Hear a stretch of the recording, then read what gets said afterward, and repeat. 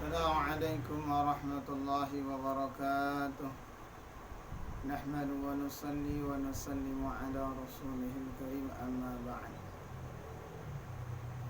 Bersyukur kita kepada Allah subhanahu wa ta'ala dengan melepaskan alhamdulillah, dan bersalawat kita kepada Nabi Muhammad sallallahu alaihi wasallam yang melepaskan Allahumma salli ala sayyidina Muhammad wa ala ali sayyidina Muhammad.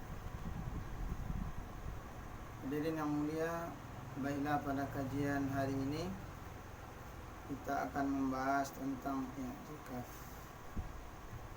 Dan sudah kita dianjurkan untuk beriktikaf ini. Bagi yang puasanya 30, yang hari Sabtu malam tadi sudah beriktikaf. Bagi kita yang puasanya 9 yang hari Ahad, maka insyaallah malam ini akan beriktikaf. Patah bagusnya kita membahas tentang permasalahan i'tikaf. Berawal daripada makna i'tikaf. I'tikaf artinya adalah diam berhenti di dalam masjid dengan cara yang tertentu. Tinggal di dalam masjid dengan niat i'tikaf. Kalau menurut mazhab Hanafi, hukum i'tikaf itu ada 3 macam. Pertama, i'tikaf wajib, yaitu i'tikaf wajib karena nazar. Satu orang berniat, kalau aku sehat, aku akan beriktikaf di masjid ini. Kalau rumahku terjual, aku akan beriktikaf. Kalau aku naik pangkat, aku akan maka itu nazar, maka mesti dia tunaikan. Atau dia berkata, jika saya dapatnya sepekerjaan ini, saya akan beriktikaf sekian hari. Atau mungkin tanpa dikampornya, misalkan dia berkata, saya wajibkan i'tikaf untuk diri saya, maka itu menjadi nazar wajib.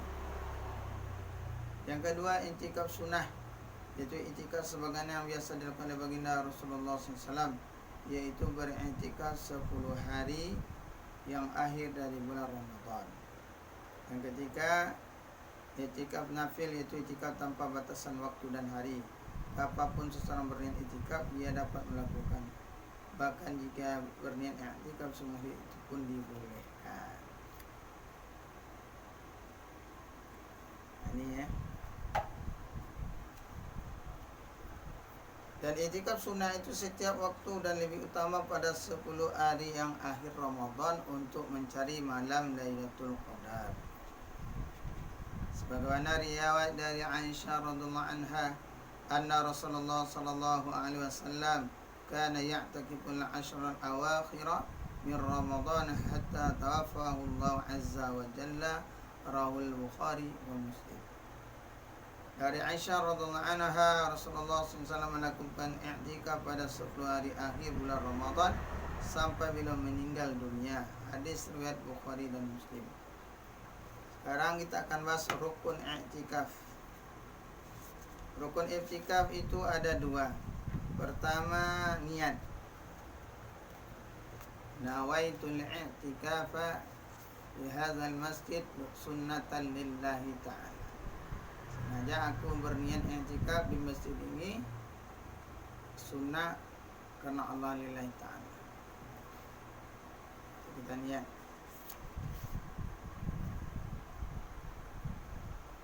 Kalau dia nazar, disebutkan nazar, wajib dah. Yang kedua, diam di masjid dengan kadar yang melebihi semaksimal sekira diam tersebut singgah. Yang kedua, berhenti atau diam sekurang-kurangnya sekadar yang dinamakan berhenti. Sekira-kira tumakninah lah. Tumakninah itu minimal 1 subhanallah. Maka walaupun kita, misalnya contoh kita masuk masjid untuk melaksanakan sholat sunnah atau sholat fardu, maka dianjurkan juga kita berniat i'tikaf setiap kali masuk masjid. Karena sudah lebih dari kadar tumakninah, maka dapat pahala i'tikaf. Kita dianjurkan sangat nih, setiap kawan-kawan kita, saudara kita, setiap orang Islam, samping dia masuk masjid baca doa masuk masjid, maka dianjurkan juga kita berniat i'tikaf. Nawaitul i'tikafa di hadzal masjid sunnatan lillahi ta'ala. Kemudian syarat-syarat orang i'tikaf itu, pertama mesti dia orang Islam. Yang kedua berakal, sehat.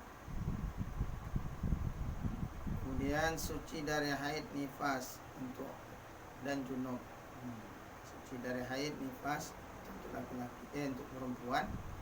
Junub itu kalangan laki-laki dan wanita.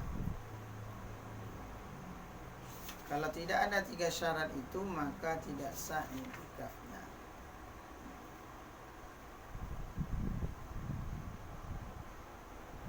I'tikaf itu ada 3 hukumnya.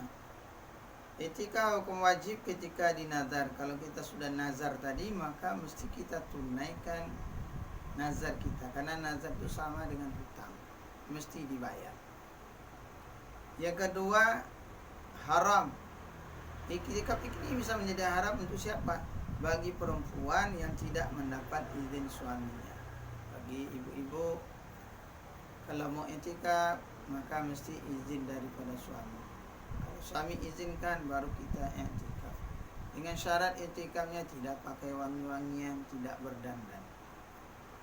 Jangan gara-gara kita i'tikaf menyebabkan fitnah dan menyebabkan dosa bagi orang lain.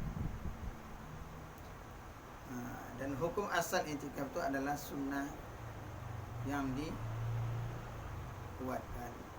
Sunnatul mustahabah, sunnah yang mustahab, sangat dianjurkan.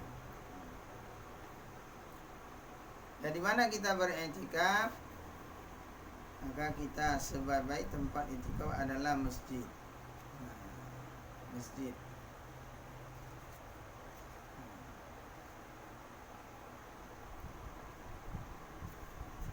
Sebaik-baik tempat iktikaf adalah masjid. Apalagi dianjurkan 10 hari akhir nih, sangat penting kita untuk beriktikaf, terutama di masjid jami, di masjid besar, masjid agung. Sehingga Allah Ta'ala berikan kita kekuatan nanti untuk mendapatkan malam Lailatul Qadar. Nah, ini fadilahnya sangat besar nih bila iktikaf ini. An Ibnu Abbas radhiyallahu anhu anna Rasulullah sallallahu alaihi wasallam qala bil mu'takifi wa ya'takimu dhunuba wa yujra lahu minal hasanati kama ka'amilil hasanati kulliha. Ibnu Majah. Dari Sayyidina Ibnu Abbas radhiyallahu anhu, baginda Rasulullah sallallahu alaihi wasallam bersabda mengenai orang yang beriktikaf, bahwa dengan beriktikaf ia terjaga dari dosa-dosa dan akan ditulis untuknya kebaikan-kebaikan sebagaimana orang yang mengerjakan seluruh kebaikan.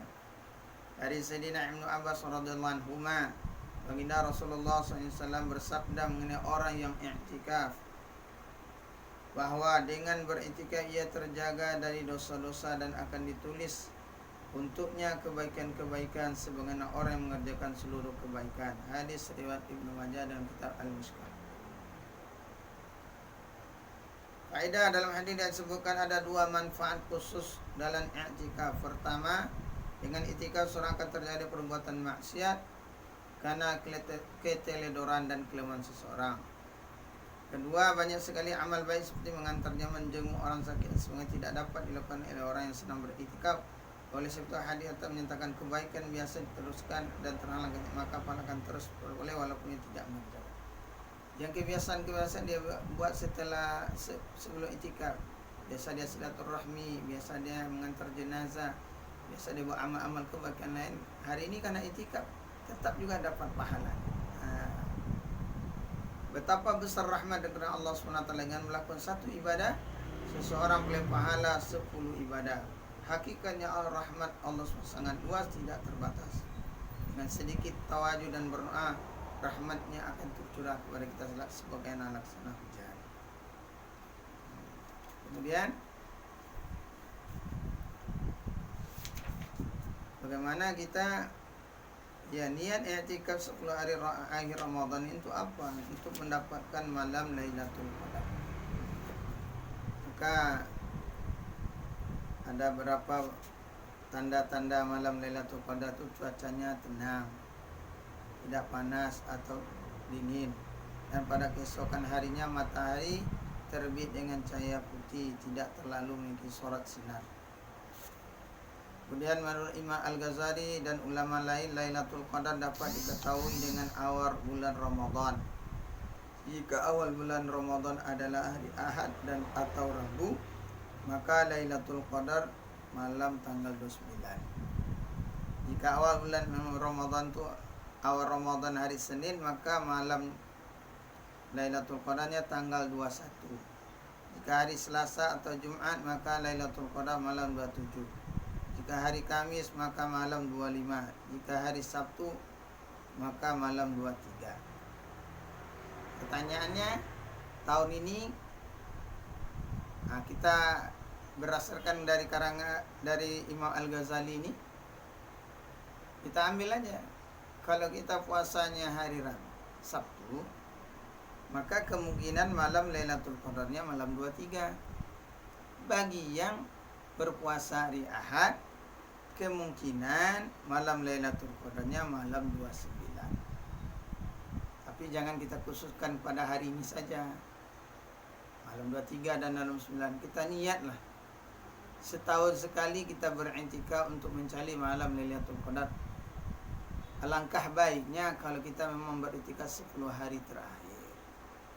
Bagi yang tidak sibuk, sebagusnya 10 hari full. Bagi yang sibuk, masih ada keperluan, minimal kita sisihkan malam kita beritikaf di masjid, terutama masjid terdekat kita. Kita buat amal-amal, baca Al-Quran, berzikir, sholat panjang-panjang. Mudah-mudahan Allah Ta'ala berikan malam Lailatul Qadar kepada kita. Ini saja yang benar hanya datang kepada Allah, yang keliru dari kemudahan saya, supaya majelis kita dirahmati oleh Allah. Kita tutup dengan doa kepada tul majelis. Subhanakallahumma wa bihamdika asyhadu an la ilaha illa anta astaghfiruka wa atubu ilaik.